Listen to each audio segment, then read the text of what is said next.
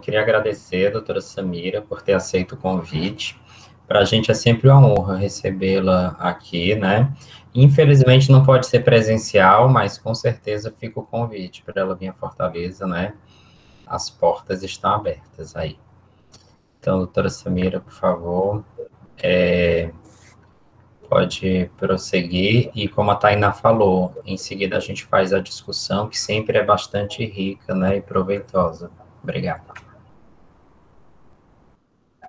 Tá ótimo. Bom, obrigada, boa noite a todos.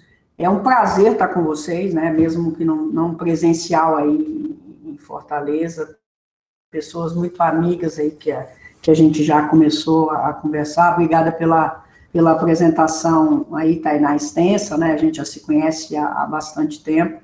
E realmente eu sempre me dediquei aí a litíase e infecção urinária, e depois eu saí para ver algo a mais que a gente pudesse fazer com terapia celular, e na volta eu acabei vindo na oportunidade aí, pelo convite da professora Irene, a montar o ambulatório, e hoje, de forma interessante, é o maior ambulatório da América Latina. Nós estamos em torno de quase 900 pacientes inscritos e seguindo, e é um ambulatório que também faz tumbulopatia e algumas doenças genéticas, né? Então a gente montou o ambulatório e vem seguindo. E como a Tainá falou também, eu trabalho com terapia celular. Então nós estamos, eu sou coordenadora da Sala Limpa, do Centro de Terapia Celular aqui. Nós estamos começando alguns projetos aí com seres humanos, né? Só que agora com a pandemia ficou tudo meio enrolado, né? Então esse é um cenário que a gente está vivendo, que é o cenário online, né? E agradeço a presença de todos, porque assistir aula à noite, depois de um dia de trabalho, né, não é fácil. Então, eu entendo que a gente não pode se estender muito aqui, até para a gente abrir a discussão e ter mais tempo para a gente conversar. Então, eu fiz uma aula mais concisa, com os principais aspectos que eu acho importante aí da parte clínica, e vou tentar aí colocar em 30 minutos para a gente ter um pouco mais de tempo para a discussão, tá?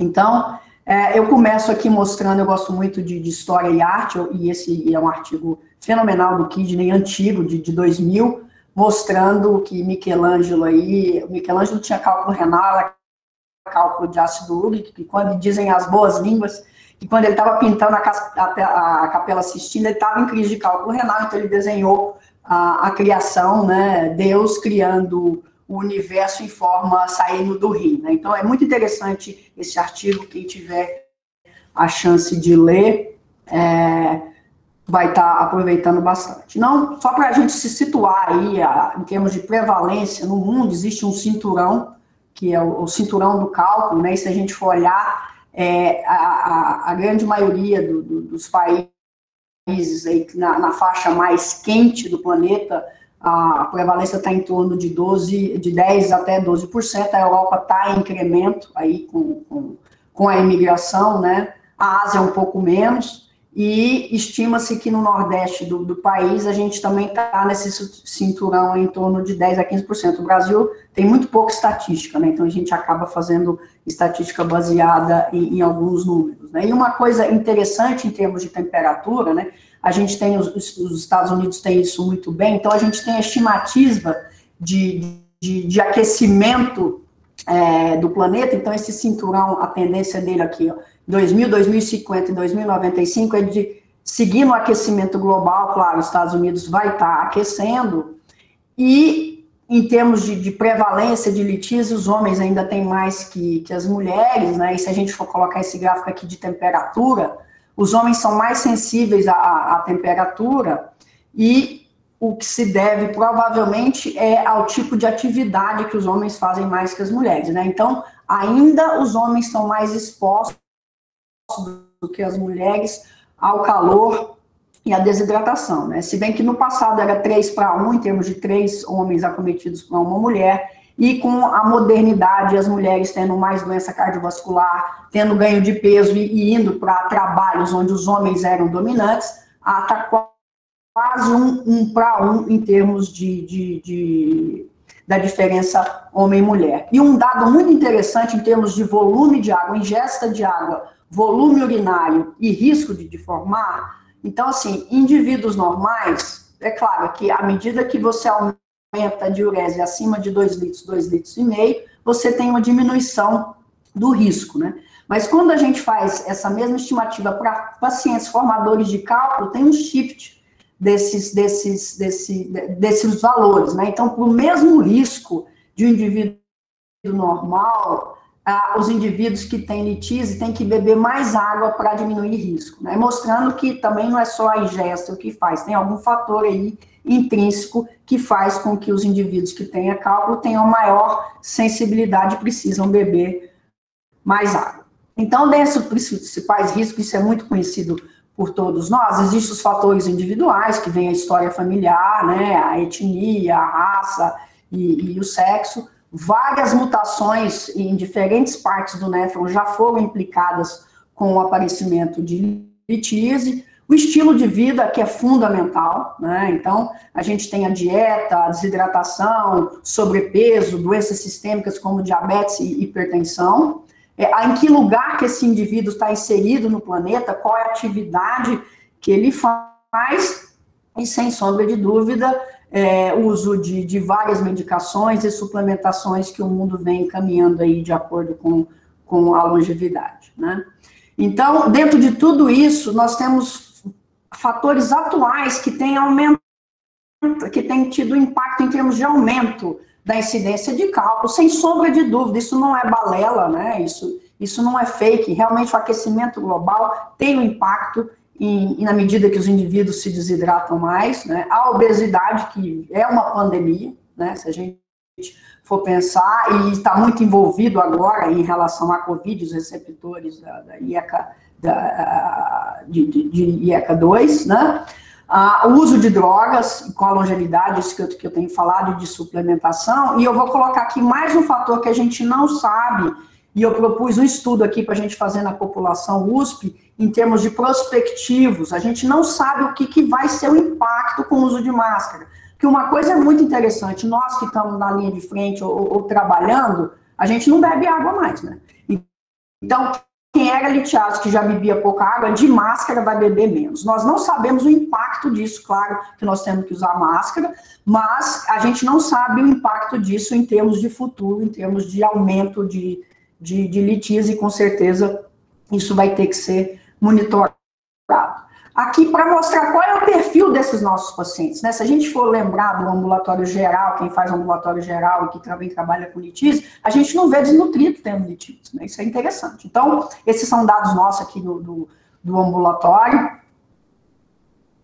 onde a gente tem a grande maioria dos nossos pacientes, ó, 20, eu diria assim, mais de 50, quando a gente coloca em termos de 100%, a gente tem, olha, em sobrepeso 31%. A obesidade grau 1, 18%, obesidade grau 2 e 3, um pouco menos, mas a grande maioria dos nossos pacientes ou tem sobrepeso ou tem obesidade grau 1, né? Então, isso é marcante quando a gente vai para o ambulatório, ainda mais para o ambulatório de referência, né? Então, indivíduo litiásico tem essa associação aí, né? E aí, um dado muito interessante, que eu peguei o ambulatório, peguei todos os pacientes que são tratados e fui ver como que é o comportamento deles em termos de hipertensão arterial. E aí o que a gente vê, que é até um dado geral de hipertensão, que 20% dos nossos pacientes que estão hipertensos e que estão medicados, mesmo assim 20% deles estão com a pressão fora do alvo. Em torno de 27% tem macroalbuminúria, né, tem micro, e 16% já com macroalbuminúria, mostrando assim que esses pacientes têm uma hipertensão descontrolada ou diabetes associados, e quando eu vou ver por hemoglobina glicada, olha, 15% desses nossos pacientes realmente estão bem fora do alvo. Então, mostrando que mesmo num ambulatório onde você está direcionado para o tratamento, a gente perde um pouco o controle desses pacientes, e isso, claro, ele segue uma regra em quase todos os nossos ambulatórios, né? Então, mas aqui é Nelson Rodrigues, a vida como ela é. E aqui mostrando, né, quando a gente coloca em foto, a gente presta um pouco mais atenção, né? Então, mostrando aqui a relação que existe entre comer sal e o sódio urinário, né? Então, quanto mais, e o cálcio urinário, quanto mais sódio a gente tem na urina, mais calciúria a gente tem. Então, um dado importante é o dado da ingestão de sal, né? Então, esse é um dado brasileiro que a gente tem, que é aqui da Escola de Saúde Pública, mostrando que a média nossa, do consumo nosso, do brasileiro, é 12 gramas de sal. Talvez aí um pouquinho mais do que a gente aqui, né? Se bem que a gente tem a população asiática que come bastante sal, né? E lá em Goiás também tem bastante sal. Então, mostrando aqui o impacto do sal em termos de calciúria e de risco de litíase. Outro fator que a gente tem que prestar bastante atenção nesses pacientes é a ingestão proteica. Se a gente for olhar, a ingestão, o excesso de proteína, eu estou falando de excesso, né? O excesso de proteína simplesmente contribui para todas as alterações metabólicas que podem cursar com litíase. Então, excesso de purina causando hiperuricosúria, aumentando a síntese de oxalato causando hiperoxalúria, causando hiperocitaturia, porque o aumento da carga ácida proteica aumenta a reabsorção de citrato no túbulo contornário proximal, gerando hipocitratúria. Fora que o aumento de carga ácida, ele aumenta a reabsorção óssea, né, e diminui a reabsorção tubular renal de cálcio e aumenta a carga filtrada. Então, com isso, a gente teria hipercalciúria. Então, comer proteína realmente é o dado muito importante que a gente vê para esses pacientes. E isso bate com o IMC que eu mostrei de vocês, que a grande maioria dos pacientes comem bem, né? A gente não tem, na sua grande maioria, paciente desnutrido no ambulatório de litíase. Outro fator importante é o consumo de cálcio, né? Então, muitos pacientes chegam no nosso ambulatório já falando, doutor, eu não sei por que tem cálculo, eu não como cálcio, né? Então, isso é um erro que vem lá desde mais de 20 anos atrás, quando o nefrologista não tinha assumido o papel de orientação e de prevenção, né? Porque litíase no passado era coisa só dos cirurgiões, né? E a recomendação realmente muda bastante quando o foco é cirúrgico e não clínico. Então, o que a gente tem de clássico com consumo de cálcio, esse trabalho do Borg, que é um divisor de águas que a gente tem na literatura, mostrando que, na verdade, os indivíduos que comem pouco cálcio, até em torno de 400 miligramas, né, quando recomendada de 800 a 1.000 miligramas por dia, existe uma recorrência maior do que aqueles indivíduos que têm uma dieta normal em cálcio ou que comem menos proteína e pouco sal. Então, isso posto, é fundamental que a gente sempre pergunte ao nosso paciente a ingesta de cálcio, porque muitas vezes ele já vem com um balanço negativo. E aqui, do ponto de vista fisiopatogênico, como que a litíase acontece, né? Então, o que a gente tem na urina, a urina em condições naturais, ela é saturada. Então, qualquer desequilíbrio entre solvente e soluto coloca essa urina em uma variabilidade instável, né? Então, o que a gente tem é que a gente tem os fatores de risco, né? Então, substâncias como cálcio, ácido úrico, fosfato e oxalato, quando estão em excesso na urina, são promotores da saturação. Por outro lado, a gente tem o citrato e o magnésio como inibidores da saturação, e qualquer desequilíbrio, qualquer diminuição nesses elementos também favoreceria aí uma supersaturação urinária. Fora que indivíduos ou que comem muita proteína, ou que, por outro lado, são veganos, existe aí as margens do pH urinário, né? E o que favorece ou desfavorece é que, por exemplo, se o indivíduo tem o pH nosso urinário ácido, se o indivíduo tem hiperuricosúria, por exemplo, por uma questão físico-química, você precipita o ácido úrico, né? Então, coisas como fazer alcalinização urinária poderiam estar mexendo nisso. Mas um grande marcador de supersaturação urinária é o baixo volume urinário. Então, a água realmente, a ingesta hídrica de água realmente é um divisor de águas aí, como eu mostrei para os senhores nos slides anteriores, né? E o que acontece é que quem forma litíase, às vezes tem uma associação de todos esses fatores aqui, e o que eu brinco com os alunos, que eu falo que o cálculo forma é no dia da pelada lá do churrasco, porque a gente tem todos os elementos, né?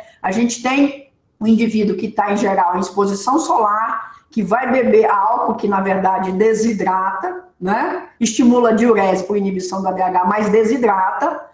o indivíduo vai comer carne, excesso de proteína naquele dia, vai comer sal, né?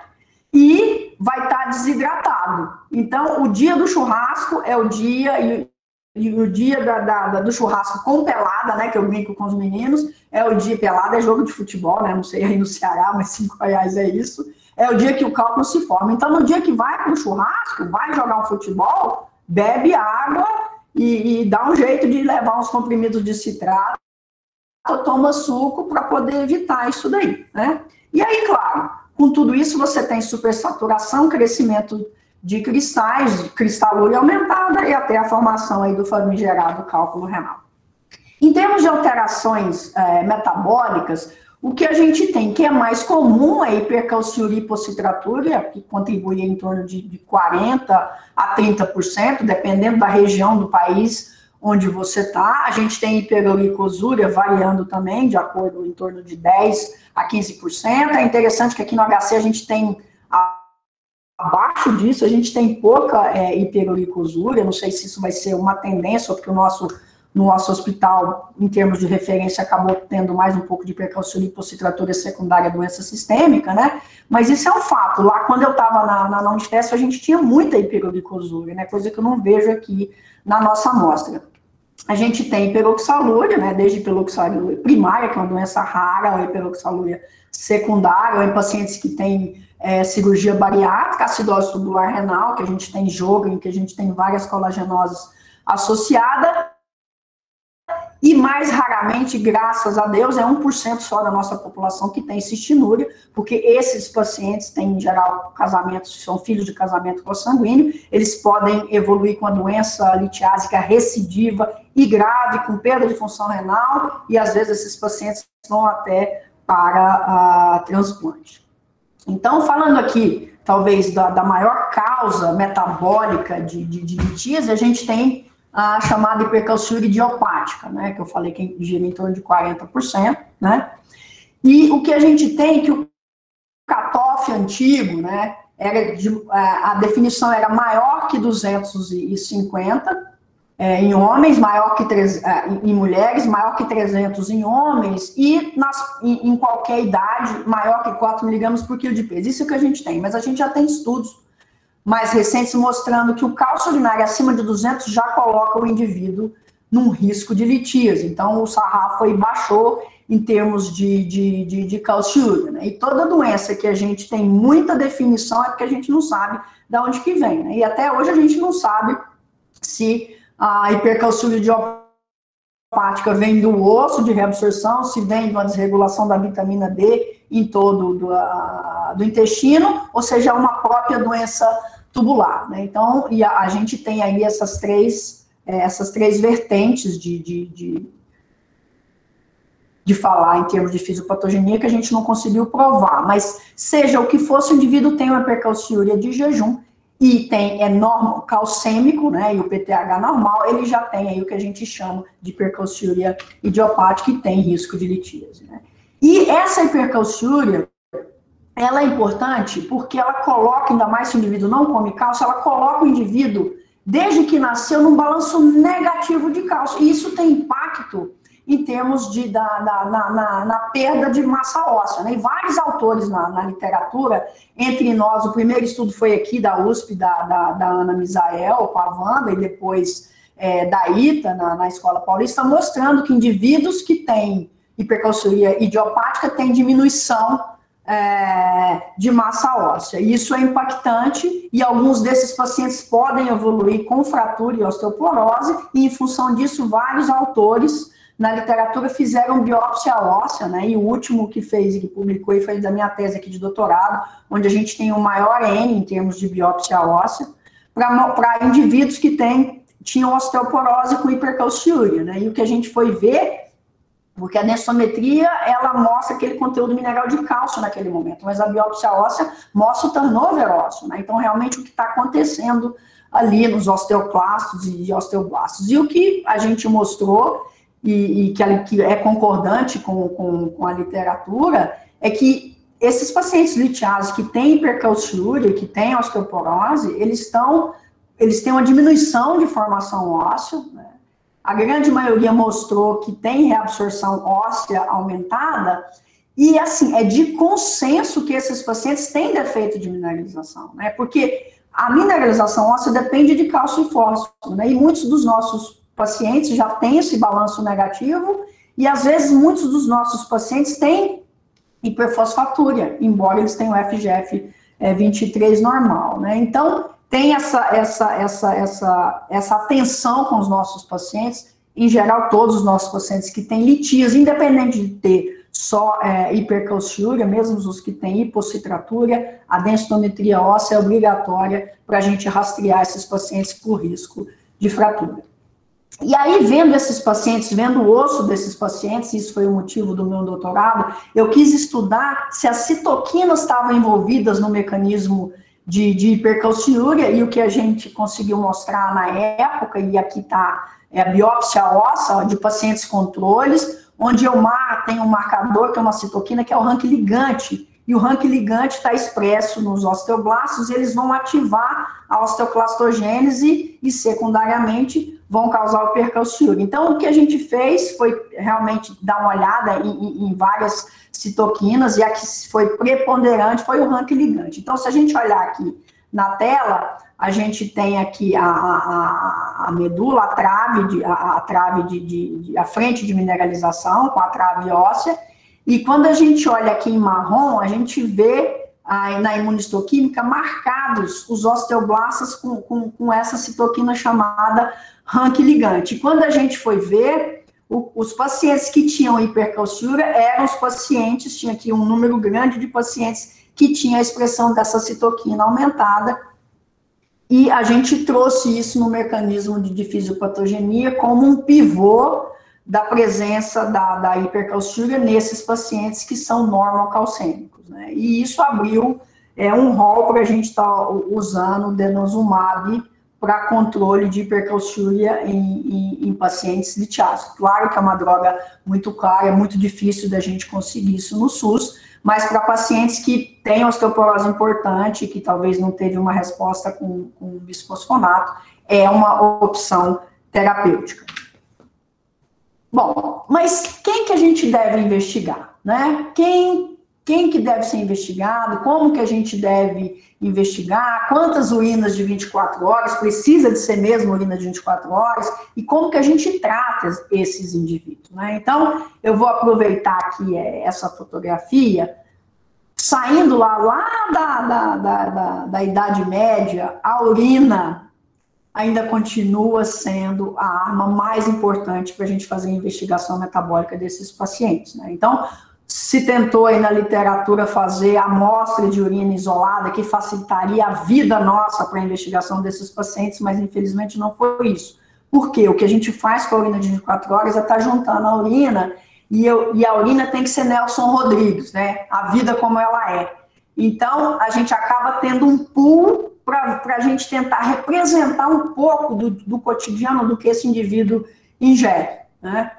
Então, em termos de urina, ainda tem que ser a urina de 24 horas, né? E quem a gente deve investigar? Claro, se a gente está no centro acadêmico, acaba que esses pacientes que vêm para a gente já são pacientes que já têm recidiva de litíase, mas se a gente for pensar em atenção primária, se o indivíduo teve um cálculo na vida único, sem complicação, a gente tem que pelo menos rastrear se esse indivíduo não tem hiperpara primária, né? Então, a gente tem que fazer uma investigação, pelo menos de PTH, cálcio, vitamina D, para ver se não tem uma doença sistêmica que vai colocar ele numa recidiva importante, né?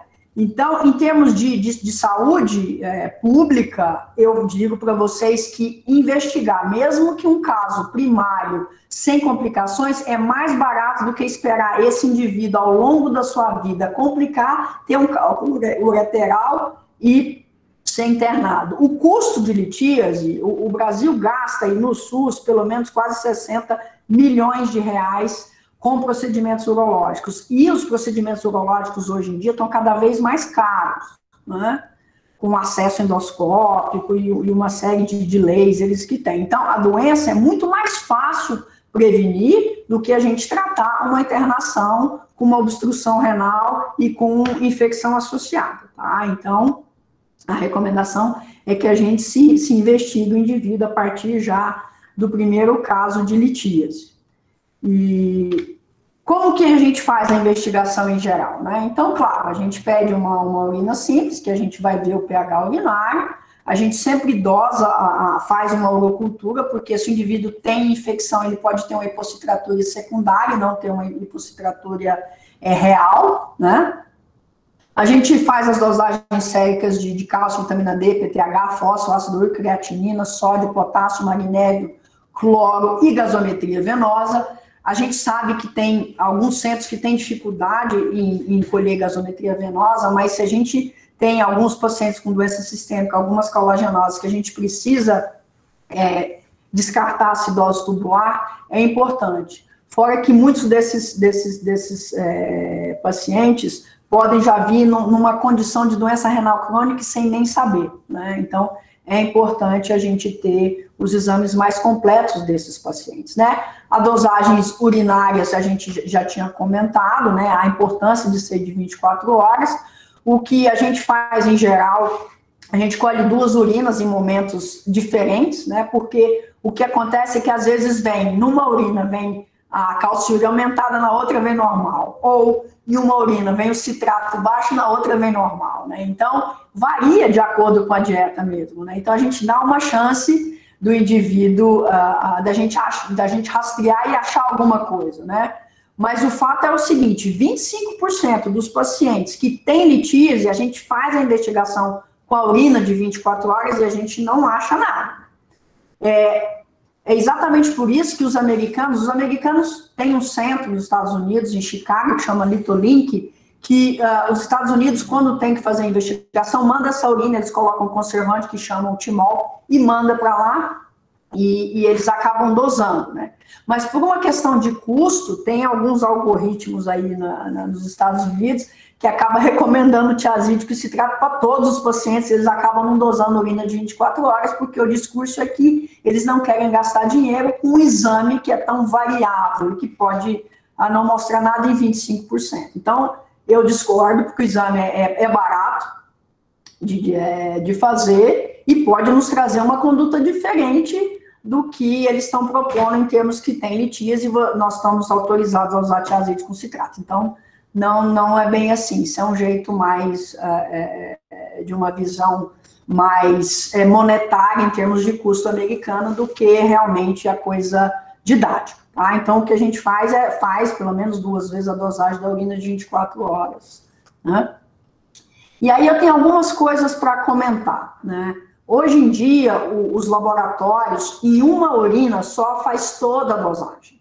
Porque o que acontecia no passado é que o indivíduo, para nos dar cálcio, sódio, citrato, ácido úrico, oxalato, ele teria que colher 3 ou 4 amostras. Porque para ácido úrico, por exemplo, você tem que alcalinizar. Para colher sódio, tem que ser urina normal. Para colher citrato e sódio, tem que acidificar. Então, o paciente acaba não colhendo isso, é extremamente cansativo, né? E acaba sempre ficando incompleto. Então, hoje em dia, os laboratórios, isso já não é mais um bicho de 7 cabeças. Os laboratórios já fazem isso tudo numa urina só, o que facilita a vida dos nossos doentes, né? E outra coisa importante na investigação é a análise do cálculo, né? Mas a análise do cálculo não é a análise química que está disponível aí em todo o Brasil, infelizmente. A análise do cálculo é por cristalografia com infrared. E assim, no Brasil hoje, a gente tem 2 centros que faz isso, que é no Rio Grande do Sul. Tinha um no Paraná, que o colega que fazia, infelizmente, faleceu. E a gente tem hoje a Tamara, no Rio de Janeiro, que fez doutorado com a ITA e que ficou na França fazendo isso muito bem, e ela faz muito bem. Então, essa análise que a gente faz, química, que a gente manda para os laboratórios, ou que até eu tenho aqui no HC, e que na escola tem, que talvez até aí em Fortaleza vocês também têm, não serve. O erro em 80% dos casos. Então, atrapalha, porque a análise do cálculo, ela vai nortear, por exemplo, principalmente nos casos de recidiva. O que a gente faz? Se é cálculo de infecção, se é de oxalato, mesmo a gente sabendo que 70% a 80% dos cálculos são de oxalato de cálcio, às vezes, naquele paciente que repete muito, a gente pode ter algumas surpresas e mudar a nossa conduta, né? E aqui a pesquisa qualitativa de cistina urinária, né, e até a dosagem mesmo, que ela é cara e o SUS não paga, né? Então, aqui, como é que eu tenho feito o diagnóstico de cistinúria, né? Se o paciente tem uma idade precoce de aparecimento, recidivas muito, no maior número, ou várias intervenções, às vezes o que a gente pede é para a família, para o indivíduo tentar pagar mesmo, para a gente ter certeza, porque isso muda completamente a nossa conduta. Agora, se o paciente traz o cálculo, ajuda muito, porque o cálculo de cistina, ele é um amarelo ouro, parece uma pepita de ouro, ele é um cálculo que ele é hexagonal, né? Então ele parece uma pedra sabão e é bem divididinho em 6 partes, então fica muito fácil, né? Então, com isso, já nos facilita para tratar esse indivíduo. Em termos de imagem, então, claro, a arma mais barata, mais simples que a gente tem, que não é tão sensível assim, é a ultrassonografia, né? Está disponível do Arroio ao Chuí, é fácil, é inócua e nos ajuda bastante, né? A tomografia, ela também está bastante disponível, né? E é interessante porque, assim, como uma coisa traz a outra, né? O advento aí da Covid com tomografia está levando o tomógrafo para as regiões onde antes não haveria, né? Então, a tomografia, ela é o gold standard, ela é melhor, principalmente para ver cálculo lateral, mas ela tem o inconveniente da gente acaba aumentando o risco do paciente com radiação. Então, ela deve ser pedida em momentos de cólica nefrética, em momentos de dúvida de doação para transplante, ou naqueles pacientes que às vezes a gente tem que fazer algum procedimento que a ultrassonografia não está mostrando muito bem, né? Ressonância nuclear praticamente inexistente, casos muito, extremamente específicos, como gestação no início, mas assim, praticamente a gente não pede. Medicina nuclear a gente pede bastante, e eu diria que o principal que a gente pede é a cintilografia com DMSA, porque o que é importante para a gente ver são as cicatrizes por pielonefrite e as alterações que acontecem no interstício tubular por causa de procedimento, né? Então, isso é uma arma muito grande que a gente pede até para indicação de nefrectomia. E claro que a gente tinha comentado, a densitometria óssea é sempre um exame adjuvante, sobretudo em pacientes que têm hipercalciúria e hipocitratura, tá? Mas a densitometria, ela entra, basta o indivíduo ter litise que a gente acaba pedindo a densitometria. Em termos de tratamento para hipercalciúria, o que a gente tem, né, que é bem orientado? Claro, restrição de sódio. Essa restrição de sódio é a pedra no pé nosso, no sapato do nefrologista, não só na questão de litíase, como de hipertensão, né? E às vezes o alvo em hipertensão é até 5 gramas, isso é praticamente impossível da gente chegar. A gente coloca, isso está na recomendação, mas é muito difícil o indivíduo chegar nesse valor. E para a dieta, em termos de restrição, a gente coloca 0,8 gramas por quilo por dia, que na verdade a gente não restringe proteína, a gente coloca isso no nível inferior, né? E claro, se o indivíduo for um atleta, for um corredor, for jovem, a gente pode chegar a aumentar isso um pouquinho, a depender da demanda do indivíduo, em até 1,2, que seria uma dieta normoproteica, se o indivíduo é um indivíduo atleta. Em termos de consumo de cálcio, eu já havia comentado que a recomendação é de 800 a 1 grama de cálcio por dia, o que também é dificílimo. A média nossa de ingestão, e mesmo em populações que têm poder aquisitivo alto e que entende, né, a doença, a gente não chega a 500 e 600, é muito difícil, às vezes a gente acaba tendo que suplementar, a gente vai falar o risco da suplementação. E a gente tem que considerar o uso dos diuréticos tiazídicos. Então, o que a gente faz bastante é usar hidroclorotiazida, clortalidona e a indapamida, né? No SUS, o que está mais disponível é hidroclorotiazida, às vezes tem posto de saúde e a clortalidona está disponível na farmácia do SUS, mas o que é mais distribuído e amplamente usado é a hidroclorotiazida. De todas as 3 drogas, em termos de poder de controle da calciúria, a hidroclorotiazida é a mais fraca, até porque a relação vale-pico da droga, a droga teria que ser usada aí pelo menos de 8 em 8 ou de 12 horas, coisa que é inviável a gente usar diurético nesse tempo, né? Então, a clortalidona e a indapamida são drogas que se mantêm aí em torno de 24 horas, e para controle da calciúria é melhor. O que eu tenho feito para estar escolhendo é assim, casos que são normotensos e que são jovens, eu dou preferência para usar a indapamida. É uma droga barata, o que a gente tem disponível no mercado é a indapamida SR, 1,5, e ele é um hipotensor fraco. Então, se o indivíduo é mais velho e tem hipotensão postural com as outras drogas, eu acabo substituindo por indapamida. E se o indivíduo é jovem, normotenso, eu acabo usando indapamida, porque o efeito hipotensor dela é bem menor do que da hidroclorotiazida e da clortalidona. Quando eu quero um efeito hipotensor, o indivíduo é diabético, é hipertenso, e precisa, ou já está com um antagonista da angiotensina 2 ou com o IECA, o que a gente faz é usar a clortalidona, porque aí controla melhor a pressão e controla melhor a calciúria. Para controle da calciúria, o céu é o limite, mas a gente tem que lembrar que essas drogas diuréticos não são drogas isentas de efeitos colaterais, e quanto maior a dose, maior o efeito colateral, né? E sobretudo numa população que já está mais idosa, que tem litíase, que tem risco de fratura, a gente colocar esse indivíduo num risco de hipotensão postural e de fratura não é uma boa, né? Então, eu acabo usando aí de acordo com, personalizando aí o uso.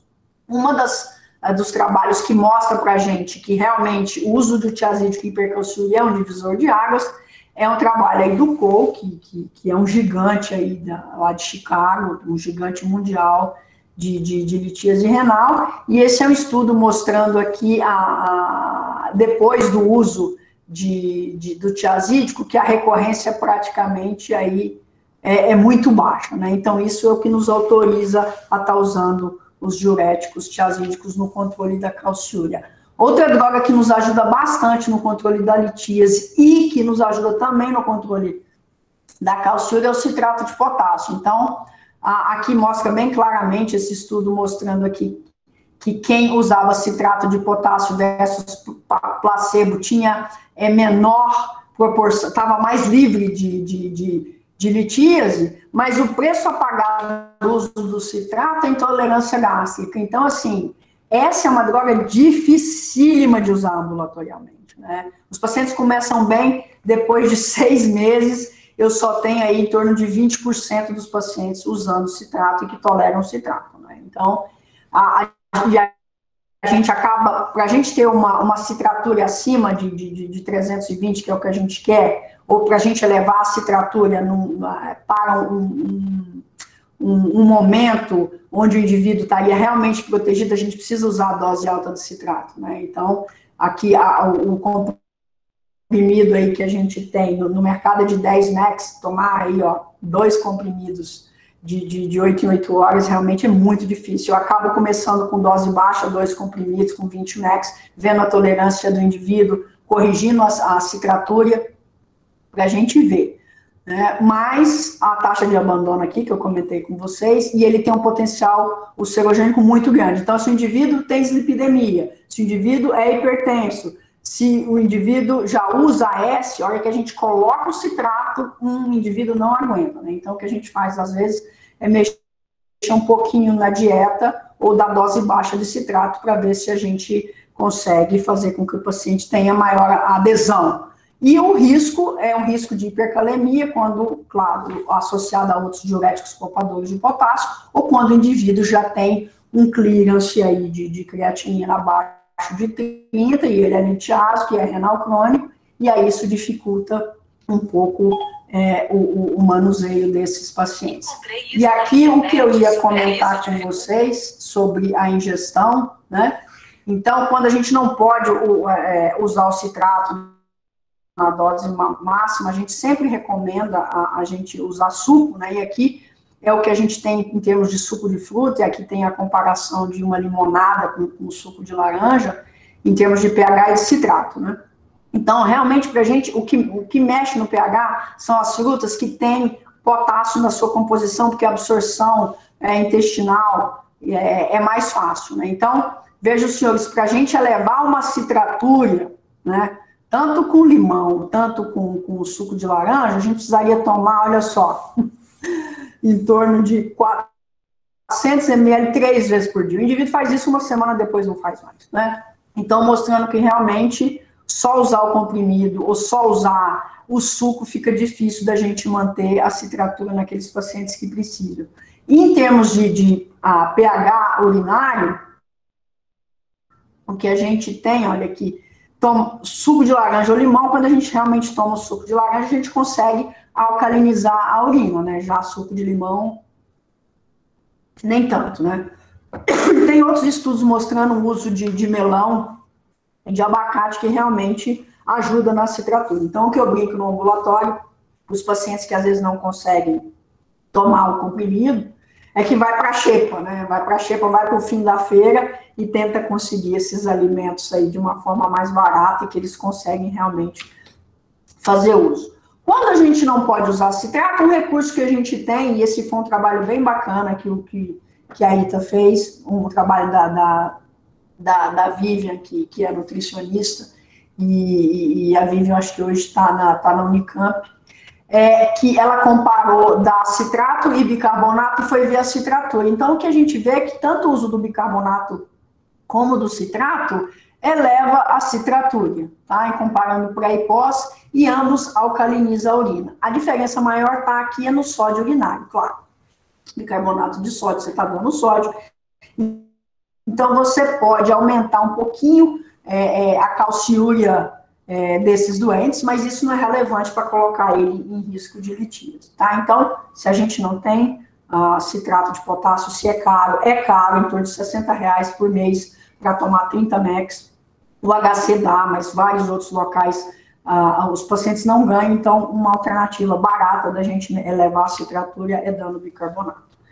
Mas e qual que é a quantidade de água que a gente tem que ingerir para esses pacientes? Então, realmente, o que a gente recomenda é urinar de 2,5 a 3 litros por dia, o que daria em torno de 30 ml por quilo de peso, né? E cada vez mais a gente tem visto aí vários estudos mostrando a água como um protetor até de progressão de doença renal crônica, por inibição da vasopressina, né? Então, a água tem muito mais aí do que a gente só pensou que é só aumentar volume e tudo mais, né? Realmente tem um mecanismo físico de proteção que a água pode induzir, não só na formação de cálculos, como atuar aí em outros mecanismos, né? E aqui eu tenho mais 3 slides para a gente encerrar, para abrir para discussão. Então, uma pergunta que sempre vem: doutor, eu não tomo leite, eu não gosto de leite, eu tenho intolerância à lactose, e o que for, eu posso, ao invés de tomar leite, tomar o comprimido de cálcio? O que a gente tem na literatura que nos ajuda? Então, os estudos que a gente tem foi usando a suplementação em 500 miligramas. Então, a segurança a gente pode suplementar. Então, a gente tem que orientar. Se o indivíduo tem intolerância à lactose, que use derivados que tem lactose free, ou que substitua por, se for mulher, leite de soja ou leite de amêndoas, que é rico em cálcio. Mas se não tiver jeito para a gente atingir entre 800 e 1 grama por dia, a gente pode tomar aí um comprimido de cálcio aí no máximo 500 miligramas ao longo da refeição, né? E por que isso ajudaria em termos de prevenção de litíase, né? Porque em condições normais a gente tem aí um equilíbrio entre oxalato e cálcio na luz intestinal, né? E indivíduos que têm hiperoxalúria ou que têm uma desbiose pode ter um aumento da absorção do oxalato. Isso pode acontecer em síndrome do intestino curto, doenças inflamatórias como retocolite e Crohn, e nos bariátricos, né? Quem não tem um paciente hoje na nefrologia que já não fez cirurgia bariátrica, né? Então, a gente tem um volume grande desses pacientes. E na hora que você aumenta a ingesta em cálcio, você quela o oxalato, e com isso você diminui o risco de litíase, tá? Então, cálcio está liberado até 500 miligramas para você tentar atingir esse alvo, né? E eu sempre falo, a equipe multidisciplinar urinária, esses pacientes passam pela nutricionista, porque a gente não tem tempo hábil numa consulta de abordar tanta coisa assim, né? E ele acaba indo para uma consulta mais específica com a nutricionista, porque aí sim ele vai ter o benefício de entender tudo isso que talvez a gente não consegue numa consulta nefrológica habitual, sobretudo nos nossos ambulatórios do SUS, né, que estão lotados. A outra pergunta importante, suplementação de vitamina D, né? E agora na Covid ficou uma loucura, né? Porque aí o povo tá tomando vitamina D a rodo aí sem muita evidência, né? Eu não vou entrar aí nessa seara das coisas sem evidências, mas assim, o que a gente tem de vitamina D hoje? A gente não tem um número mágico para quem tem litíase. Então, o que eu faço hoje? Eu reponho a vitamina D nos níveis ditos como normais, né? Então, eu deixo em torno de 35 até 40, não mais que isso, né? O pessoal da reumato gosta e da ginecologia gosta de deixar a vitamina D em 50, 60. Nós, nefrologistas, somos um pouquinho mais resistentes, sobretudo se o indivíduo associa a vitamina D com cálcio, com tiazídico. Esses pacientes podem fazer hipercalcemia e piorar a calciúria. Então, o que a gente tem? A gente tem poucos estudos. O estudo, talvez, mais importante que a gente tem é que pegaram 29 pacientes litiásicos de todas as causas e deram aí 50 mil unidades por semana por 8 semanas. E aí, o que foi visto? Claro, em comparação com baseline, quem tomou vitamina D levou a vitamina D. Mas o que foi bom e nos mostrou que não tem risco é que, primeiro, esses pacientes tomando vitamina D ou colecalciferol não fizeram hipercalcemia, porque realmente o hormônio que é hipercalcemiante é o calcitriol, né? Então, vitamina D repõe estoque, em geral, não dá. Não aumentou o cálcio urinário de 24 horas e nem mexeu com outros fatores. Então, assim, olha, até 50 mil por semana, por 8 semanas, os nossos pacientes podem tomar e repor sua vitamina D sem problema. E na população em geral, né? Então, tem um estudo aqui que mostrou, olha, tomando aí 3.300 unidades por dia, e fez o segmento lá em Auckland, na Nova Zelândia, por 3 anos, e ele foi ver desfecho de litíase aí, 3 anos depois, e quem tomou a vitamina D até essa dose por mês versus placebo não teve risco, tá? Então, eu não tenho muito medo de dar vitamina D nessas doses que a gente está mostrando aí para paciente que tem litíase. Então, cálcio e vitamina D, a gente pode dar desde que seja numa dose mais normal, igual a gente mostrou aí. E vitamina C, né, que agora na Covid também todo mundo quer tomar vitamina C, ir para longevidade, o pessoal da dermato dá bastante vitamina C. E como é que é a relação da vitamina C com litíase, né? E o que a gente tem é um estudo da Alessandra Baxman, que é da minha época da pós-graduação. Ela pegou 47 pacientes litiásicos, né? Claro, isso passou para o comitê de ética, e deu 1 grama de ácido ascórbico, né? Ela deu 500 e 1 grama, e o que ela viu em relação a pré e pós 3 dias é que os pacientes litiásicos que estavam tomando vitamina C, todos eles aumentavam a oxalúria, e isso tinha impacto em termos de um risco, que é o índice que a gente chama, a gente calcula o risco de litíase, que é o índice de T-zéros, e isso aumentou o risco de litíase. Então, o que a gente faz, para paciente que tem litíase, a gente não prescreve vitamina C, tá? Então, isso aqui é uma recomendação bem importante. Mas e vitamina C em quem não tem litíase? Como que é isso? Então, aqui tem um estudo bastante interessante que saiu aí em 2016, e ele pegou 156 mil enfermeiras sadias e foi titulando a dose de vitamina C e foi vendo o que acontece, né? Então, até 1.200 de vitamina C em indivíduos, mulheres normais, não teve o risco. Mas olha que interessante a curva dos homens, ó. Tem um cutoff aqui de 800, que homens sadios com sobrecarga, com suplementação de vitamina C a partir de 800, tem risco aumentado para litíase. Então, esse estudo não explorou o mecanismo por que os homens são mais sensíveis, se diferença hormonal, ou porque o homem está em maior risco de litíase mesmo, mas fica a dica aí que se homem sadio, excesso de vitamina C pode ter litíase, né? E paciente litiásico mesmo, suplementação de vitamina C está proscrita. E, para terminar aqui, essa coisa de suplementos, a pergunta, né? Isso, no nosso ambulatório, quando tem jovem, eu pergunto, é muito comum a suplementação proteica hoje para atividade física, né? E esse é um estudo lá do grupo da ITA, com 18 voluntários saudáveis, né? Claro que o comitê de ética não ia aprovar você dar isso para litiases, porque a gente já sabe que é um fator de risco, mas o que a gente sabe, né, com esse estudo, que, claro, poucos voluntários e tudo mais, o que foi feito? Pegou o indivíduo que já comia habitualmente, teve um incremento basal de 1,3 para 1,7 gramas por quilo dia de proteína, e com 3 dias de suplementação, e aí ela foi avaliar a urina de 24 horas. E o que foi visto é que, em termos de calciúria, tomar esses whey nesse incremento aumenta a calciúria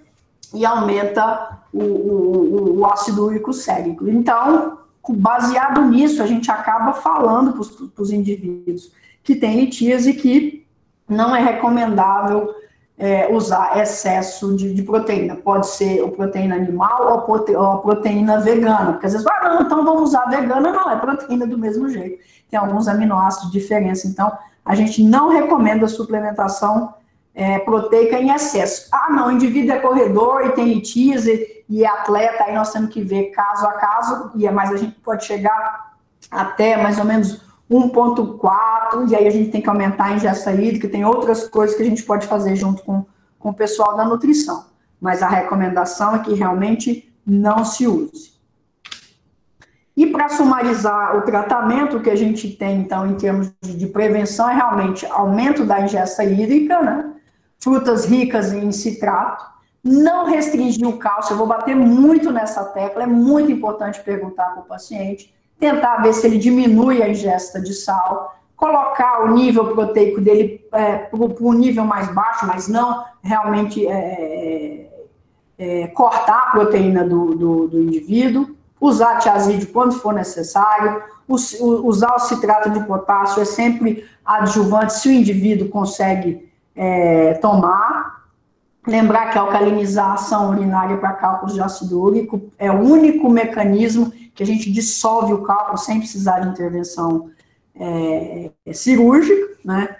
Ter cuidado com a alcalinização para manter o pH urinário menor que 7,4, porque maior que 7,4 a gente pode precipitar fosfato de cálcio, repor vitamina D, ou através de suplementação, pedindo para o indivíduo aumentar a dieta, que a gente sabe que é complicado, até tomar sol. Tem pessoas que querem tomar sol, mas a gente sabe aí que a quantidade diária de sol às vezes não repõe completamente, né? E se tiver que dar cálcio, que suplemento no máximo 500 miligramas. Se tiver que ir para cirurgia, isso é dados nossos aqui do ambulatório, olha, dos quase 800, 900 que a gente tem, 36% dos nossos pacientes vão para procedimentos cirúrgicos, e o procedimento cirúrgico ainda campeão no Brasil, né, e no nosso serviço, é a litotripsia, seguido pela nefrolitotripsia endoscópica, né, ou ureterolito, nefrectomia em 20% dos casos, e abrir o rins, hoje em dia cada vez mais raro, mas tem alguns casos muito raríssimos, onde tem que realmente fazer essa intervenção aberta e abrir o rim igual um pão, né? E os nossos colegas da urologia são fundamentais aí para fazer o nosso ambulatório rodar. Aqui é só para finalizar, para a gente ter um tempo aí de discussão. Isso aí foi no Dia Mundial do Rim, né? O nosso ambulatório é completamente mudado pela máscara, né? Então aqui é o Ivens, que é meu pós-graduando atual da Litise, com os residentes, com os funcionários. Então era isso que eu tinha para falar e estou aqui à disposição de vocês. Excelente, professora, obrigado pela aula, muito boa, acho que ficou bem claro, né? E a gente abre para perguntas. Quem gostaria de fazer algum comentário, pergunta? Samira, assim, excelente apresentação, né? Mas sempre a gente, quando faz consultório, surgem algumas dúvidas, né?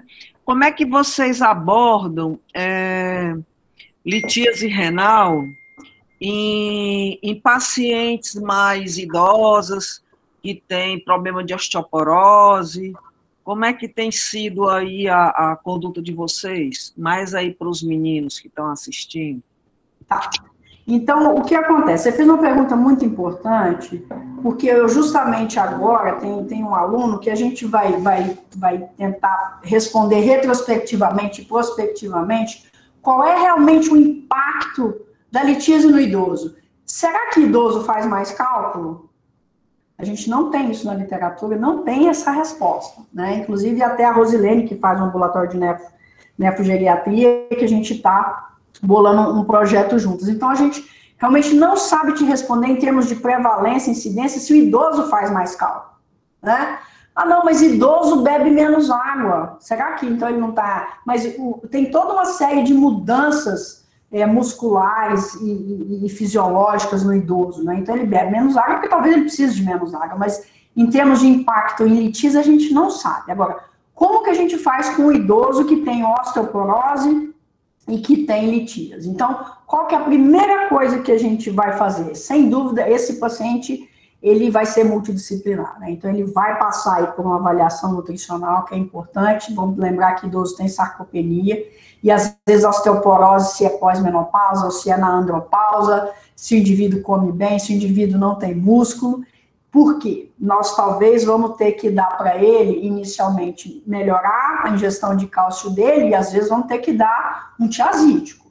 Então, é nisso que às vezes a gente tem que pensar bem, porque a gente vai colocar o idoso sob risco de fratura, porque nós estamos lidando com um indivíduo que é idoso, que tem osteoporose, e que às vezes não tem hipertensão, ou que tem hipertensão, mas o uso de diurético pode colocar ele sob risco como hipotensão postural. Então, o que a gente sempre recomenda, né, é que esses indivíduos, se eles forem normotensos, a gente tem que ver a relação custo-benefício bem grande. Então, se for uma osteoporose, Beth, importante...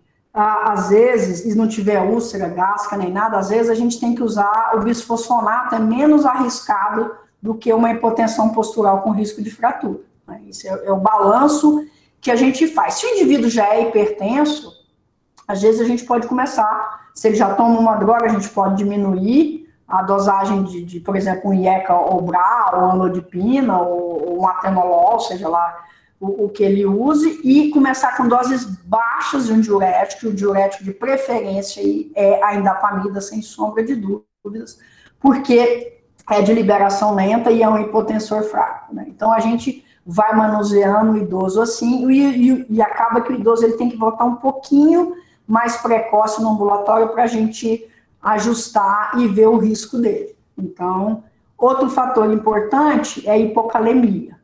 Então, a gente tem que ter cuidado com o idoso em relação à cãibra e os efeitos colaterais, sem sombra de dúvida. A gente não sabe ainda tratar o idoso, né, Beth? A gente não sabe. A gente não sabe do risco dele para litíase, a gente não sabe se o valor dele de calciúria que a gente quer é abaixo de 200, porque tudo que a gente faz é com base entre estudos que, na sua grande maioria, colocou pacientes entre 18 e 50 anos. Respondi, Beth? Porque foi uma aula, obrigada. Excelente, obrigado, professora. Tem uma pergunta aqui no chat que eu vou fazer logo, de um aluno nosso, se há necessidade de dosagem de fosfato urinário no rastreio ou não tem papel? Como é que é? Se há necessidade... Dosagem do fosfato na urina ou não tem papel?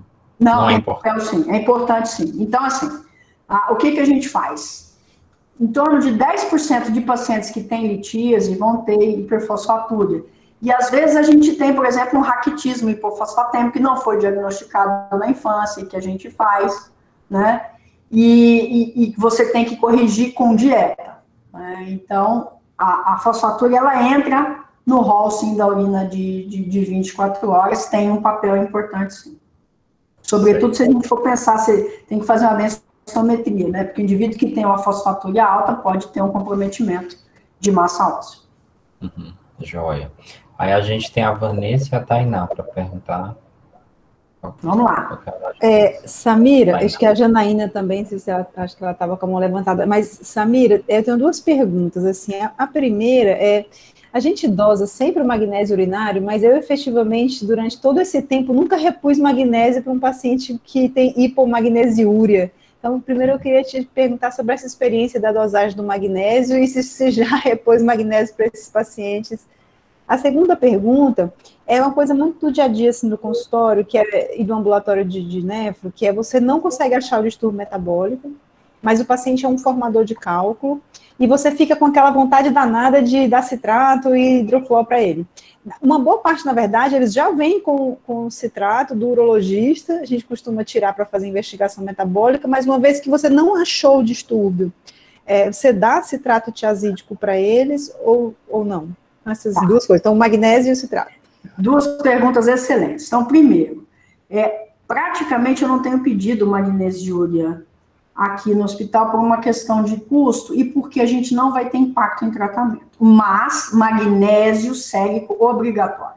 A gente só dá magnésio para quem tem hipomagnesemia.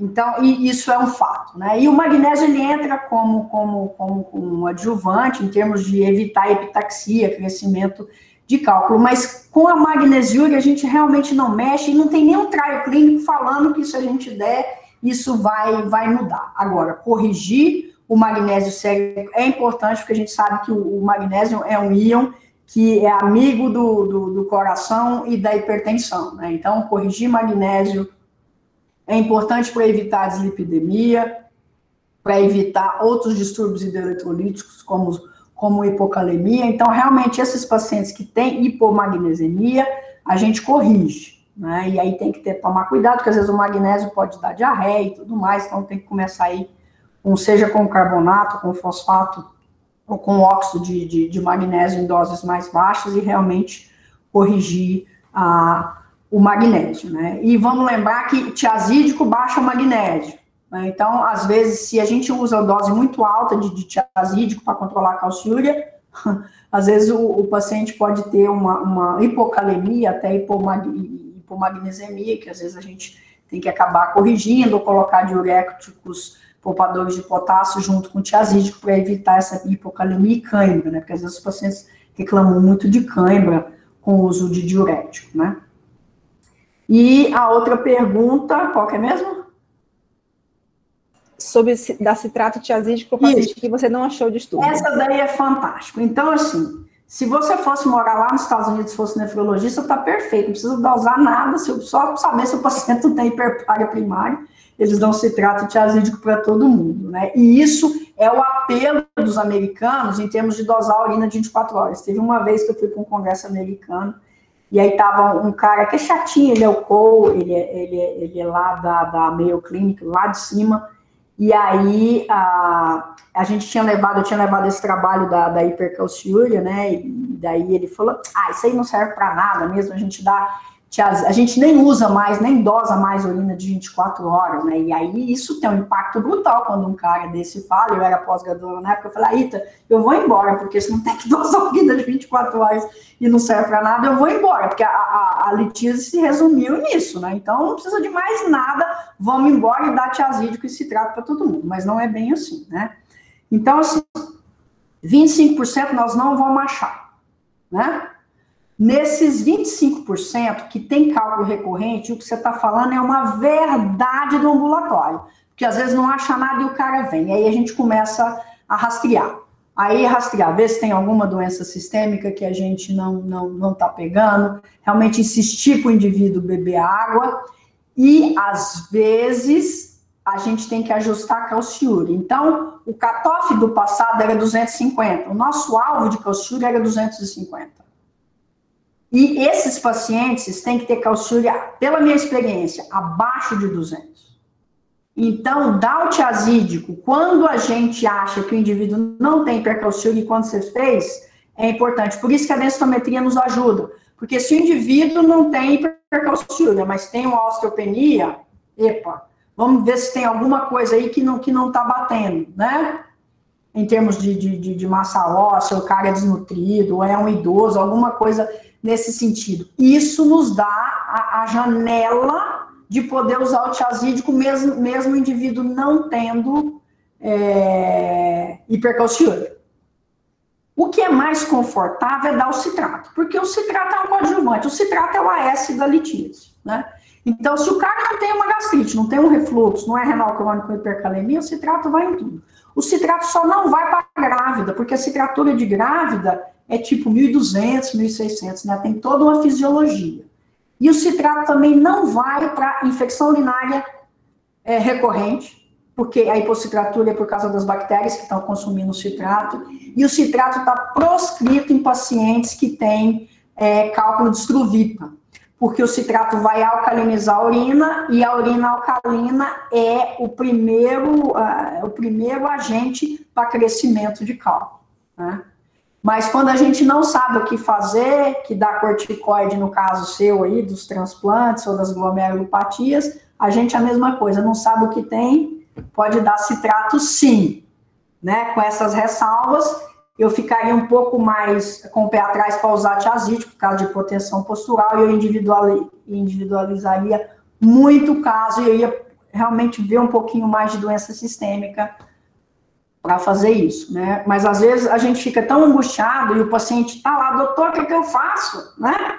E que às vezes a gente tem que fazer um teste terapêutico mesmo, tá? Mas a maioria dos pacientes, Tainá, não bebem água.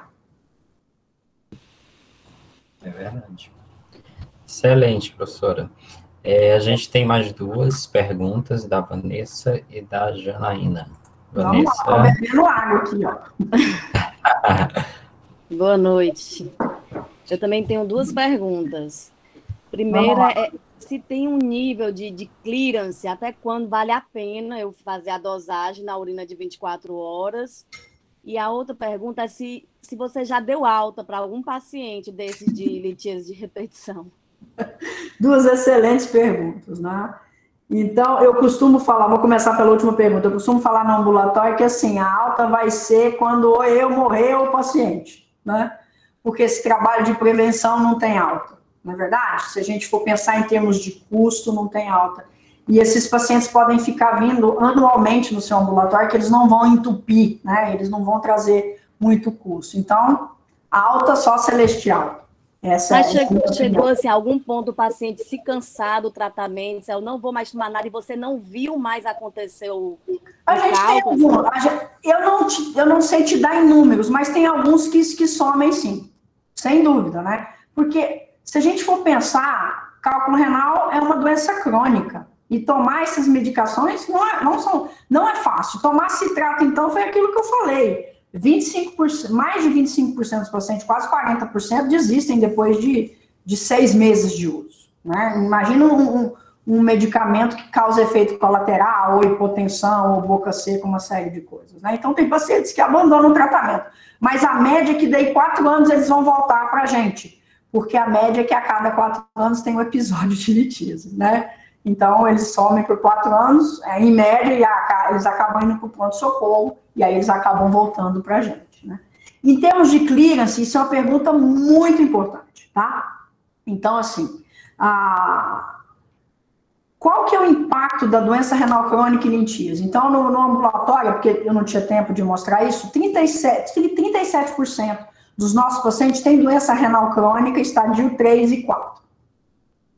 E quem são esses pacientes, né? Então, ou são pacientes extremamente manipulados com litíase de repetição, pacientes que têm cálculo de Struvita de infecção, que às vezes são monorrenos, tiveram que fazer nefrectomia, tiveram a pielonefrite, ou tiveram recorrência em rim único. Pacientes que têm cistinúria, né? Algumas doenças genéticas, são esses pacientes que acabam evoluindo para a doença renal crônica. E aí, abaixo de 50 de clearance, isso é a tese da Ita, aí, quando ela era menina, hein, Beth? Cadê a Beth? Daí eu já fui embora. Quando a Ita fez lá o mestrado dela com o Nestor Schor, há muito tempo atrás, ela mostrou que a partir de 50 de clearance, o indivíduo já começa a ter hipocitratura secundária a uma acidemia, porque quando você tem uma acidose o tubo proximal espertamente, ao invés de secretar citrato e bicarbonato, ele reabsorve, então você tem uma hipocitratura secundária à doença renal crônica, e à medida que você vai perdendo clearance, você tem uma redução dos níveis de calcitriol. E aí, realmente, você não vai ter uma hipercalciúria, né? Porque você vai vir com hipocalcemia. Então, é como se a doença renal crônica corrigisse a hipercalciúria, mas piorasse a hipocitratura. Mas, de forma interessante, e isso é a tese do Ivens, nós estamos estudando o perfil da doença renal crônica em litiases, que a gente vai ver um pouquinho de microbiota, né, para ver se essa coisa da inflamação altera. Mas o que a gente vê é que o indivíduo renal crônico que tem litíase, parece que a doença estaciona um pouquinho, e a menos que ele tenha, sei lá, um hiperpara primário, uma doença, uma colagenose, ele vai piorando a função renal, ou se realmente ele tem cálculo destruído, a cada infecção que ele tem, ele vai aumentando a fibrose tubo-intersticial. Mas dosar a urina de 24 horas em quem já é renal crônico, a gente pode até fazer, mas em geral, 100% dos pacientes vão ter hipocitratura. Se tiver hipercalciúria, tem algo errado. Pode ver que tem uma doença, um linfoma, uma sarcoidose, alguma doença aí, uma reabsorção óssea, uma osteoporose, alguma coisa aí que está fazendo esse cálcio aumentar, porque não é a história natural da doença renal crônica. Né? Posso fazer só mais uma pergunta? O paciente que tem hiperoxalúria entérica... Eu tenho, pode perguntar. Hiperoxalúrica entérica, você também só pode repor o carbonato de cálcio até 500 miligramas por dia? Não, aí vai variar um pouquinho de acordo com a hiperoxalúria, tá?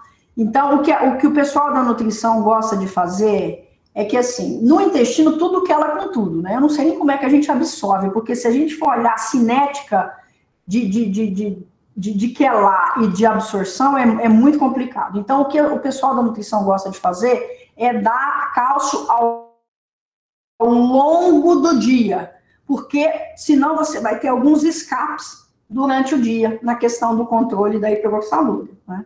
Então, a princípio, a gente pode suplementar até 500, mas distribuir o cálcio ao longo do dia. Sobretudo para quem fez cirurgia bariátrica, que só pode comer pouquinho por vez, e a ingesta hídrica é super reduzida, né? Então, e o mais importante desses pacientes, Vanessa, sabe o que é? Controlar a citratura. Porque na hora que você reduz o estômago, faz o bypass, a região de absorção de citrato, ela é removida. Então, essas cirurgias mais radicais para controle de obesidade, nossa, a gente não consegue elevar a citratura do paciente. Muito difícil. Obrigada. Muito bom. Então, a gente tem ainda a pergunta da Janaína. Janaína, tá aí? Uhum. Oi, boa noite. Tá fechado, Janaína, microfone. Sem o áudio. Boa noite. Oi, Jana! Tudo bom, Samira? A minha pergunta, você até já respondeu, eu queria só sedimentar um pouco. Um paciente que tem um cálculo de estruvita, certo? Aí operou, eles parece que nunca ficam livres, né? Mas está esperando a próxima cirurgia. E aí eu tenho urocultura negativa e avaliação metabólica com hipocitratura. Eu não vou nunca mais na vida prescrever citrato para esse paciente? Não, vai poder sim. Se ele tiver com urocultura negativa e sem infecção nesse momento, você pode corrigir a citratura. Mesmo que ainda tenha cálculo. O problema é que, às vezes, mesmo que ainda tenha cálculo. Agora, claro, né, nós vamos controlar o crescimento desse cálculo. E você pode controlar com pH. Até 7 de pH, a gente fica um pouco mais tranquilo, porque o fosfato vai precipitar com um pH acima de 7,4. Então, você pode dar o citrato sim, urocultura negativa, se ele tiver hipocitratura, e você achar que a hipocitratura é uma causa primária, e você vai controlando com o pH urinário dele. E uma dica é que o pH urinário... Oi? Não falei não, acho que foi mais... Cortou. Tá. Então, uma dica é que, assim, quando a gente faz o pH urinário, né, com pH-metro, que é o que a gente orienta, não é de fitinha, a gente faz na primeira urina da manhã. E vamos lembrar que a primeira urina da manhã, a não ser que seja um residente que passou a noite inteira aí entubando paciente de Covid, ele não vai ter comido nada, né? Então, a urina da manhã é a urina mais ácida possível que a gente tem. Então, para a gente saber, por exemplo, vamos supor que você dosa a urina da manhã, está em 7,2, você pode ter certeza que à tarde, depois do almoço, essa urina está mais alcalina. Então, se você acha que você está com medo do cálculo crescer e tudo mais, e você quer fazer o controle do pH urinário, você pede para o indivíduo colher a urina depois pós-prandial, por exemplo. Porque aí nós vamos ter o valor do pH pós-ingestão. E aí a gente fica com o controle mais na mão do que no pH de jejum, entendeu? Então, para a gente fazer diagnóstico de acidose tubular renal, aí o pH em jejum é fundamental. Mas para a gente corrigir valores de acidificação urinária, de alcalinização urinária que a gente quer para cálculo, o ideal é colher depois do almoço, por exemplo. Tá jóia, ótimo. Obrigada. Mas você pode dar... O Geraldo, posso fazer mais duas perguntinhas rápidas? Pode. É o seguinte, Samira, também coisa assim, muito do beira-leito, assim, qual que é o sódio urinário que você fica tranquila e falar, esse paciente aqui tá bom, a ingestão de sal dele tá ok, não preciso mais falar nada. E a segunda pergunta... essa é uma pergunta. E só emendar logo aqui, a segunda pergunta é o seguinte, eu lembro que quando eu era residente, só existia um laboratório que fazia análise cristalográfica, que era um laboratório no Rio Grande do Sul. Desses X anos aí que se passaram, eu não sei como é que evoluiu isso, eu acho que aqui no Ceará, por exemplo, a gente não tem nenhum laboratório que faz análise cristalográfica, mas a gente tem alguns laboratórios que pegam o cálculo e enviam para alguns outros locais. Você tem notícia de onde exatamente, comercialmente, no Brasil se faz isso para você mandar comercialmente, não em ambiente acadêmico, assim? Aqui eu acho que não faz, viu? Fortaleza não faz, certeza. Fortaleza não faz. Mas tem o Tassiano, se tá aí, ele pode te ajudar a responder, porque tem um laboratório que ele trabalha e que manda. Para onde que a gente manda? Porque você tem convênio, manda isso aqui para o laboratório, essas são as opções. Eu tô aqui, ó. Estão ouvindo aí? Então, assim, Então, o que a gente tem é a Tamara, que está lá no Rio, e ela está fazendo isso, eu mando para ela, quando tem interesse científico, que, por exemplo, de algum estudo, algum caso que a gente quer publicar alguma coisa, eu tenho feito um bem bolado com ela, ela entra na publicação, mas se o paciente tem convênio, ou se a gente tem um dinheirinho de algum fundo, FAPESP, a gente manda para ela e ela faz. Então, faz bem porque ela faz a cristalografia com o infrared, que é o gold standard, né? Porque está mais perto do Rio de Janeiro do que lá no... Mas, então, esse cara lá do Rio Grande do Sul, acho que ele não está fazendo mais. Então, o Maurício, até eu conversei com o Maurício, que está no Paraná, e ele falou que ele tem uma pessoa que ele manda lá, mas eu tenho mandado para a Tamara no Rio, e faz super bem. E talvez os laboratórios estão drenando para ela, eu não sei como é que tá, mas ela está fazendo muito, muito, muito bem. É bom até a gente pegar o contato, em relação né, da Tamara. Depois, se você quiser, legal. Eu te passo pelo Zap, e aí depois você distribui no pessoal aí. O Tassiano, acho que tem. O Tassiano, Alô, acho que tem algum contato. Oi, Tassiano. Pronto, a gente manda exatamente para a Tamara, lá no Rio de Janeiro, né? É para ela. Eu mando que através você manda. do Instituto Litos, Pronto, fechou. Deixando lá no consultório, no Instituto, aí a gente encaminha para a Tamara do Rio de Janeiro. Perfeito. Aí é então... R$200. Sinceramente, eu acho que vale a pena a pessoa pagar. Com certeza, entendi. Eu acho, então já existe essa via montada e é com ela, né? Perfeito. Quanto custa? Já existe. Lá no consultório a gente manda diretamente R$400, né? Manda o contato para a gente, R$200. 50? 200, nossa. 200. Vale manda muito o contato, a pena. Tassiano, que a gente não tem, acho que é interessante, né? Vale super a pena. Perfeito. Vou mandar o número. Bom, se o Tassiano tem, depois ele manda. Vou mandar o número. Mas se vocês quiserem, eu também tenho e posso mandar. E é bem bacana a gente saber isso daí, às vezes a gente muda a conduta, viu, Tainá? Muito bom. Realmente é. E eu até sugiro a vocês, num momento, chamar a Tamara para dar uma aula sobre análise de cálculo, porque vocês vão mudar completamente, talvez, da importância da análise do cálculo. Acho que ela vai complementar bastante essa aula que eu dei aí. Sim. A pergunta do sódio, que é uma pergunta clínica relevante. Então, se você tem a urina de 24 horas, basta você dividir o sódio da urina por 17, né? E aí a gente vai saber. O que a gente tem de literatura é que o sódio perfeito, né, que é muito raro, é 100. Mas eu diria para você que o indivíduo que está comendo até 125, 130, até 150, para um brasileiro litiásico, ele está de parabéns, ele ganha medalha de ouro, porque o pessoal vem com 250, às vezes 300 de sódio urinário. E vamos lembrar que, assim, a hora que você dosa o sódio urinário, que ele está tomando metformina, ou as glifosinas agora, os inibidores da cotransporte sódio-glicose, e tiazídico, o sódio urinário aumenta, né? Então, realmente tem que ser antes de não estar tomando essas drogas, para a gente realmente estimar que o indivíduo está comendo sal mesmo. Geraldo, eu podia fazer uma pergunta? Pode, doutora Cláudia, já ia lhe chamar, estou vendo aqui.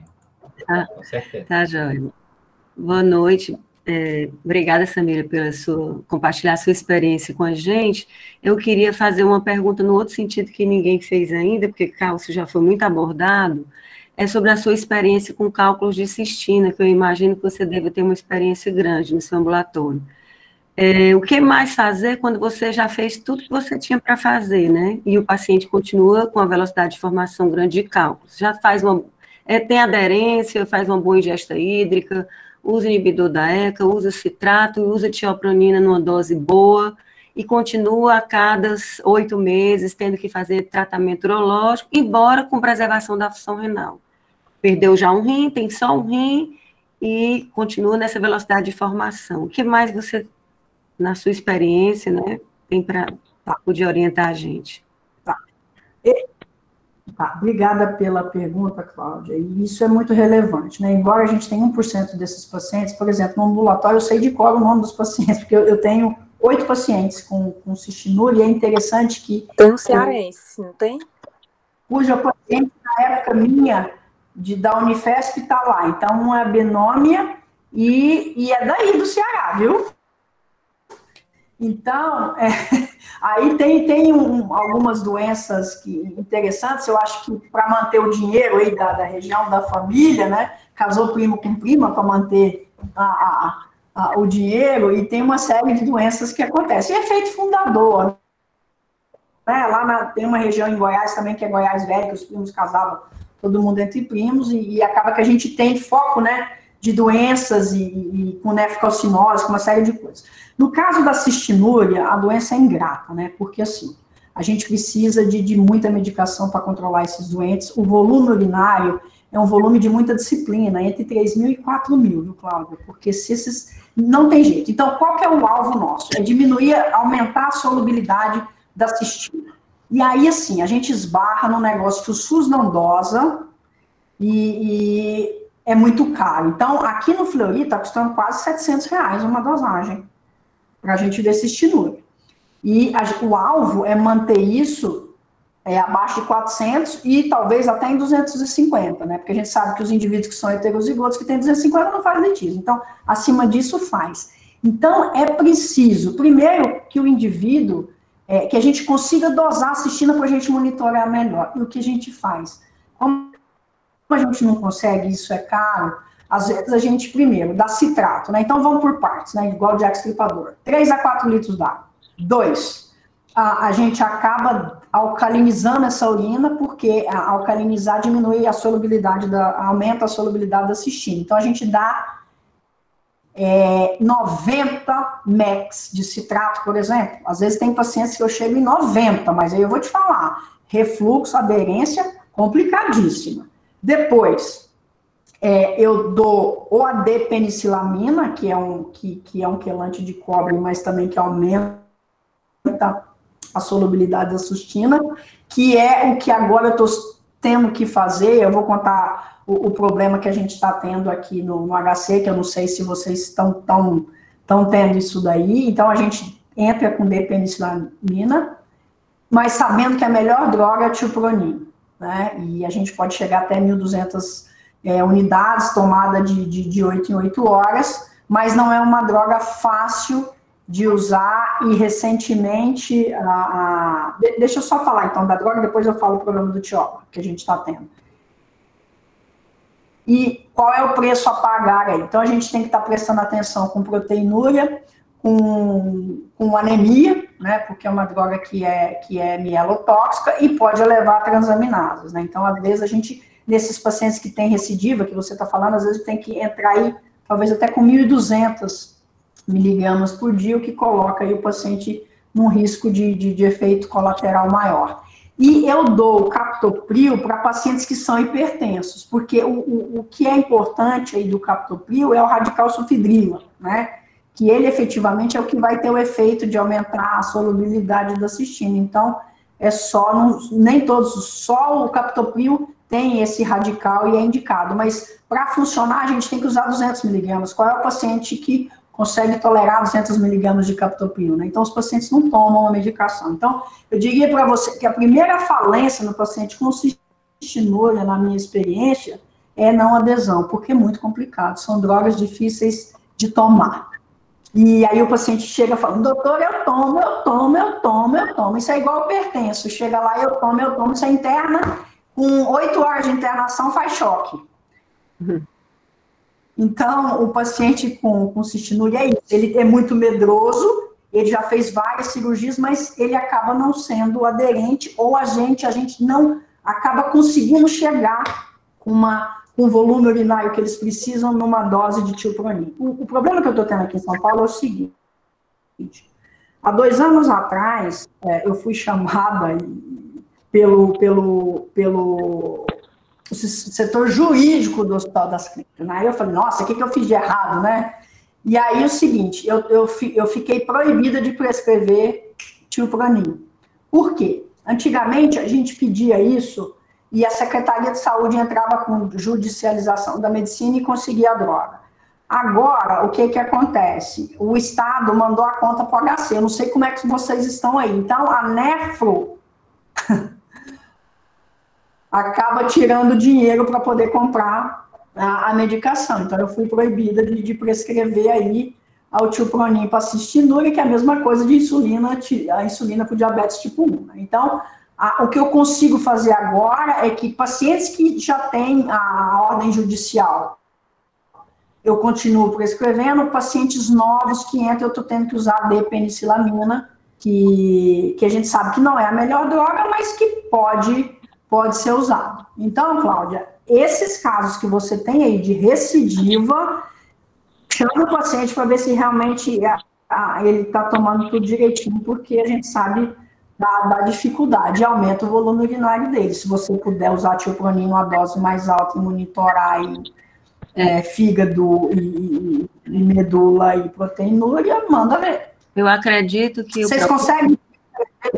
Assim, eu tenho 2 pacientes, um que recebia ele atendia aqui, mas ele ia para São Paulo porque ele recebia lá com vocês. E o outro, ele conseguiu, por ordem judicial, o Estado, ele entrou com processo, eu tive que mandar vários artigos, relatório e tudo, ele vem recebendo há uns 3 anos.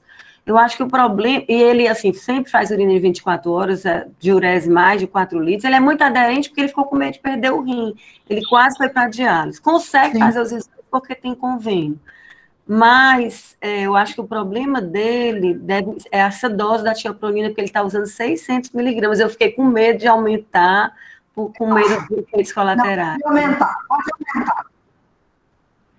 Posso te falar, nesses 10 pacientes que eu tenho, a grande maioria toma em torno de 900. Não tem nada. Não tem proteinúria. Um deles tinha transaminase um pouquinho aumentada, a gente diminuiu, mas depois eu fui ver, era outra coisa que estava associada. Então, assim, quando a gente vê a bula, a gente não quer dar nada, né? Mas pode aumentar a dose, você conseguir dosar, já que ele tem convênio, conseguir dosar, Isso te ajuda a você aumentar a dose. E vai seguindo com o hemograma e proteinúria e as transaminases. As transaminases sem medo. Pode chegar em 900 sem medo. Tá, João, eu vou fazer isso. Tem uma questão de osteopronina não ser aprovada pela Anvisa ou alguma coisa assim, de ser importada? Ela está sendo... Não, o problema não está na regulação do SUS, né? E aí, não é só essa, são várias drogas para doença genética, né? Porque assim, o governo não está muito aí, porque se a gente for pensar que 40% tem diabetes, tem hipertensão e blá, blá, blá, eles vão ter mais dinheiro para isso do que para 10% dos pacientes que vão ter doença genética. E olha só, o tiopronin não é caro não, ele é 800 por mês, é que aí coloca a taxa de importação, taxa de dólar, blá, blá, blá, blá, blá, blá. Mais caro é eculizumab, que é 1 milhão por ano. Isso é droga cara, né? Agora, tiopronin não é caro. Tinha que estar no rol do SUS, mas são várias coisas que acontecem aí do ponto de vista político, né? E eu acho que a associação, talvez, dos pacientes que têm doença genética de verdade, tem que entrar com a representatividade maior para estar mudando a legislação.